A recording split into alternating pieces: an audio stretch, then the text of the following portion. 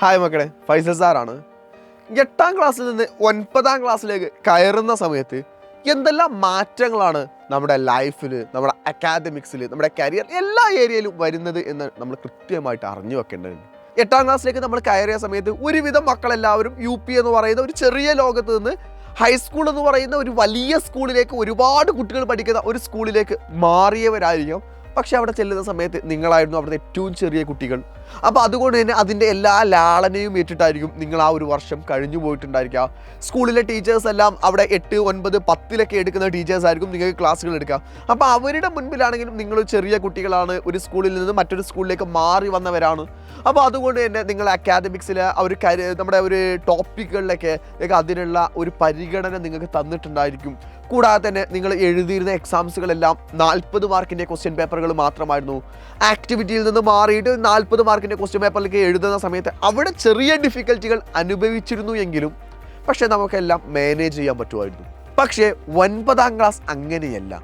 9ാം ക്ലാസ്സിൽ 80 മാർക്കിൻ്റെ 3 വിഷയങ്ങളാണ് നിങ്ങളെ കാത്തു നിൽക്കുന്നത്: ഇംഗ്ലീഷ്, മാത്സ്, സോഷ്യൽ സയൻസ്. ഇവിടെയെല്ലാം 80 മാർക്കിൻ്റെ ക്വസ്റ്റ്യനുകൾ ഉണ്ടായിരിക്കും. സോഷ്യലിലാണെന്നുണ്ടെങ്കിൽ 4 ടെക്സ്റ്റ് ബുക്കുകൾ ഉണ്ടായിരിക്കും. ജിയോഗ്രഫിയുടെ 2 ടെക്സ്റ്റ് ബുക്കും അതുപോലെ തന്നെ ഹിസ്റ്ററിയുടെ 2 ടെക്സ്റ്റ് ബുക്കും. പക്ഷേ എക്സാം ഒരുമിച്ചിട്ടാണ് ഉണ്ടാവാറുള്ളത്. അത് കമ്പൈൻ ആയിട്ടുള്ള എക്സാമിനേഷൻ ആയിരിക്കും ഉണ്ടായിരിക്കുക. അതൊക്കെ നമുക്ക് പരീക്ഷയുടെ സമയം എത്തുന്ന സമയത്ത് അവിടെ സംസാരിക്കേണ്ട കാര്യമാണ്. പക്ഷേ 4 ടെക്സ്റ്റ് ബുക്കുകൾ വെച്ചിട്ട് നമ്മൾ ഒരു സബ്ജക്റ്റ് പഠിക്കുക എന്ന് പറയുന്നത് ഡിഫിക്കൽറ്റി ആയിട്ടുള്ള കാര്യമായിരിക്കും. അത് നമ്മൾ ടെക്സ്റ്റ് ബുക്കിൻ്റെയും കോണ്ടൻറ്റിൻ്റെയും ഭാഗത്തേക്ക് മാത്രമാണ്. അടുത്തൊരു മാറ്റം എന്ന് പറയുന്നത്, നമ്മൾ 9ാം ക്ലാസ്സിലെ മക്കളായിരിക്കും ആ സ്കൂളിൽ എല്ലാ പ്രോഗ്രാമിലും ഏറ്റവും കൂടുതൽ മുൻപിൽ നിൽക്കുന്ന ആളുകൾ. ആലോചിക്കുന്നുണ്ടാവും, സാറേ അതെങ്ങനെയാണ് വരിക? ഞങ്ങളെക്കാളും സീനിയേഴ്സ് ആയിട്ട് അവിടെ 10ാം ക്ലാസ്സുകാരില്ല, അവരല്ലേ ആ സ്കൂളിൽ ഏറ്റവും കൂടുതലായിട്ട് അറിയുന്നത്.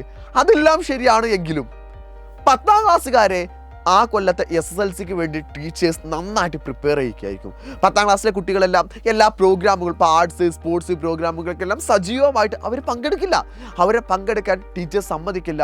അതിൽ ഏറ്റവും വലിയ കാരണമെന്ന് പറയുന്നത്, അവർക്കെല്ലാം SSLCക്ക് വേണ്ടി നന്നായിട്ട് പ്രിപ്പയർ ചെയ്യേണ്ടതുണ്ട്, അതിന് വേണ്ടിയിട്ട് നന്നായിട്ട് ഫോക്കസ് ചെയ്യേണ്ടതുണ്ടെന്നതാണ്. സോ അതുകൊണ്ട് തന്നെ അവരെന്തെയില്ല, ഒരുപാട് സമയം മറ്റു പ്രോഗ്രാമുകളിലേക്കൊന്നും ഉണ്ടാവില്ല. അപ്പോൾ ആ പ്രോഗ്രാമുകളെല്ലാം ലീഡ് ചെയ്യുന്നത് ആരായിരിക്കും? 9ാം ക്ലാസ്സിലെ മക്കളാണ്. അതുകൊണ്ടാണ് 8ാം ക്ലാസ്സിലേക്ക് നിങ്ങൾ കയറുന്ന സമയത്ത് നിങ്ങൾക്ക് നല്ല സ്കോർ ഉണ്ടായിരിക്കും. 8ാം ക്ലാസ്സിൽ നിങ്ങൾ നല്ല മാർക്കിലായിരിക്കും പാസ്സായിട്ടുണ്ടായിരിക്കുക. 10ാം ക്ലാസ്സിൽ നിങ്ങൾ നല്ല മാർക്കിൽ പാസ്സാവാൻ വേണ്ടി മാക്സിമം ഹാർഡ് വർക്ക് ചെയ്യും.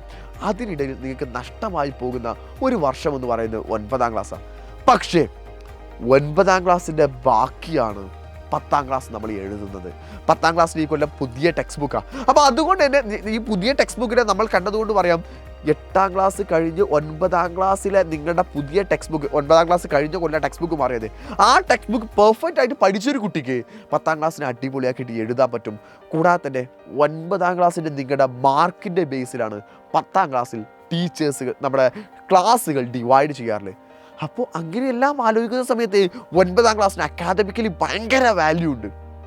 എന്നാലോ ഏറ്റവും കൂടുതൽ നമ്മൾ കളിക്കുന്ന, ഏറ്റവും കൂടുതൽ നമ്മൾ പ്രോഗ്രാംസുകളിൽ പങ്കെടുക്കുന്ന, ഏറ്റവും കൂടുതലായിട്ട് നമ്മൾ സ്കൂൾ എൻജോയ് ചെയ്യുന്ന സമയവും 9ാം ക്ലാസ്സാണ്. ഇതെല്ലാം കൂടെ എങ്ങനെയാണ് മാനേജ് ചെയ്തിട്ട് പോവുക? ഇതെല്ലാം നമ്മുടെ കരിയറിൽ ചെയ്യണം, നമ്മുടെ ആ ഒരു ലൈഫിൽ അതേ സെയിം ടൈമിൽ നടക്കേണ്ട കാര്യങ്ങളാണ്. അപ്പോൾ ഇതെല്ലാം കൂടെ നമ്മൾ എങ്ങനെയാണ് മാനേജ് ചെയ്യുക? അത് മാനേജ് ചെയ്യാനുള്ള ഏറ്റവും നല്ല ചാൻസാണ് നമ്മുടെ നിഞ്ച ബാച്ച് എന്ന് പറയുന്നത്. നിങ്ങൾ നിഞ്ച ബാച്ചിലേക്ക് ജോയിൻ ചെയ്യുകയാണെങ്കിൽ നിഞ്ച ബാച്ചിൽ നിങ്ങൾക്ക് എല്ലാ ചാപ്റ്റേഴ്സിൻ്റെയും പേൾ വീഡിയോസ് അഥവാ റെക്കോർഡഡ് വീഡിയോസ് കൃത്യമായിട്ട് അവിടെ കൊടുത്തിട്ടുണ്ടായിരിക്കും. അത് കഴിഞ്ഞിട്ട് എല്ലാത്തിൻ്റെയും ലൈവുകൾ ഉണ്ടായിരിക്കും. നിങ്ങൾക്ക് ഏതെങ്കിലും ദിവസം സ്കൂളിൽ പ്രാക്ടീസ് കാരണമായിട്ടോ പ്രോഗ്രാംസുകൾ കാരണമായിട്ടോ ക്ലാസ്സുകൾ നഷ്ടമാവുകയാണെങ്കിൽ ആ ടീച്ചേഴ്സിന് നമ്മൾ ഒരുപാട് നേരം വെയിറ്റ് ചെയ്യുകയോ അവരുടെ ടൈമിന് വേണ്ടി നമ്മൾ കാത്തുകയോ ചെയ്യേണ്ട ആവശ്യമില്ല. നമ്മുടെ റെക്കോർഡഡ് വീഡിയോസ് അവിടെ കിടക്കുന്നുണ്ട്. നമ്മുടെ എന്ത് ചെയ്യാണ്, ഇപ്പോൾ ലൈവ് കഴിഞ്ഞാൽ അതിൻ്റെ റെക്കോർഡഡ് ആയിട്ടുള്ള ലൈവുകൾ അവിടെ കിടക്കുന്നുണ്ട്. അത് നിങ്ങൾക്ക് ഇഷ്ടമുള്ള സമയത്ത് കാണാൻ പറ്റുന്നതാണ്. പിന്നെ കൂടാതെ തന്നെ നമ്മൾ അതിലെ ഷോർട്ട് നോട്ടുകളാണെങ്കിലും അതിൻ്റെ നോട്ടുകളാണെങ്കിലും എല്ലാം തന്നെ നിങ്ങൾക്ക് പ്രൊവൈഡ് ചെയ്തുകൊണ്ട് നിങ്ങൾ ഏറ്റവും നല്ല അവസരമാണ് നിഞ്ച ബാച്ച് എന്ന് പറയുന്നത്. നിഞ്ച ബാച്ചിൽ ജോയിൻ ചെയ്യുന്ന മക്കളെല്ലാം ഇപ്പോൾ ജോയിൻ ചെയ്തേക്കണം. അല്ലെങ്കിൽ നമ്മുടെ നിഞ്ച ബാച്ചിൻ്റെ ക്ലോസ് ചെയ്യാൻ പോവുക. നമ്മുടെ അഡ്മിഷനെല്ലാം ഏറ്റവും പീക്കിൽ നിന്നുകൊണ്ടിരിക്കുകയാണ്.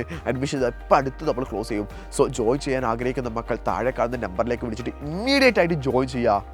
നമ്മൾക്ക് സ്കൂൾ ലൈഫ് എൻ്റർടൈൻമെൻറ്റ് ചെയ്യണം, അത് എൻജോയ് ചെയ്യണം. അതേസമയം നമ്മൾ നന്നായിട്ട് പഠിക്കണം, ബെറ്റർ ക്ലാസ്സുകളിലേക്ക് എത്തിയിരിക്കണം. അക്കാദമിക്സ് കളഞ്ഞുകൊണ്ട് പ്രോഗ്രാമുകളിലേക്ക് പോകരുത്. എല്ലാത്തിനെയും ഒരുമിച്ച് കൊണ്ടുപോകാനുള്ള ഏറ്റവും നല്ല അവസരം ഈ നിഞ്ച ബാച്ച് തന്നെയാവട്ടെ. നമുക്കവിടെ ഒരുമിച്ചിട്ട് അടിപൊളിയായിട്ട് പഠിക്കാൻ വേണം.